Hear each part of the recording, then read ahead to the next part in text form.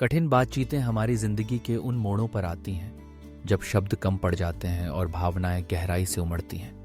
ऐसे पलों में हम अक्सर सही बात कहने से डरते हैं, क्योंकि हर वाक्य दिल के करीब होता है। चुप्पी में छुपी बेचैनी और आंखों की भाषा सब कुछ कह जाती है। इन क्षणों में साहस चाहिए, सुनने का, समझने का और सच्चाई को अपनाने का। यही असली संवाद की पहचान है। कठिन बातचीत क्या होती है? ऐसी बातचीत जो भावनाओं से जुड़ी हो, रिश्तों को प्रभावित कर सकती हो। तनाव, मतभेद या चुप्पी की दीवार तोड़नी हो, या फिर कोई सच्चाई सामने लानी हो, जैसे कोई परफॉर्मेंस फीडबैक देना, पारिवारिक विषय पर बात करना या किसी पुराने गिले शिकवे को हल करना। क्यों होती हैं ये बातचीत कठिन? क्योंकि दांव पर सिर्फ शब्द नहीं, रिश्ते, सम्मान और कभी कभी भविष्य होता है। क्योंकि हम डरते हैं कि कहीं बात और बिगड़ न जाए या फिर कोई टूट न जाए। मनोविज्ञान क्या कहता है? जब हम तनाव में होते हैं तो हमारा दिमाग दो हिस्सों में बांटता है। अमिगडाला लड़ता है और प्रीफ्रंटल कॉर्टेक्स सोचता है। लेकिन कठिन बातचीत में हमें लड़ना नहीं, सुनना, समझना और संयम रखना होता है। बातचीत की तैयारी कैसे करें?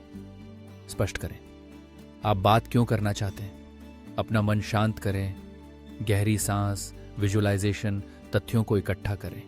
डेटा से नहीं, संवेदना से बोलें। दूसरे के दृष्टिकोण को भी समझने की कोशिश करें। और सबसे जरूरी, समय और जगह का चुनाव समझदारी से करें। बातचीत की संरचना शुरुआत कैसे करें? छोटी बात से शुरू कीजिए। आप कैसे हैं? फिर कहें, मैं आपसे एक जरूरी बात करना चाहता हूं। अपना अनुभव साझा करें। मैंने ये अनुभव किया, ना कि तुमने ऐसा किया। सुनिए, सिर्फ सुनने के लिए नहीं, बल्कि समझने के लिए।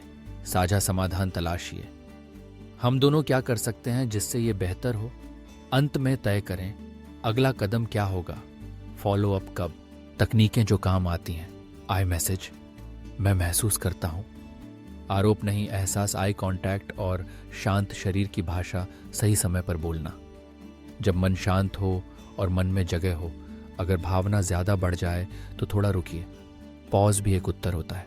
चुनौतियां आएंगी, लेकिन समाधान भी हैं। कोई प्रतिक्रिया ना मिले, पूछिए, क्या यह आपके लिए कठिन है? सामने वाला रक्षात्मक हो जाए, कहिए, मैं आपका दृष्टिकोण समझना चाहता हूं। पुराने मुद्दे फिर उभरे, कहिए, हम इस पर आगे कैसे बढ़ें? कठिन बातचीत को तोड़ने नहीं, जोड़ने का अवसर बनाइए। कहां कहां काम आती है यह कला?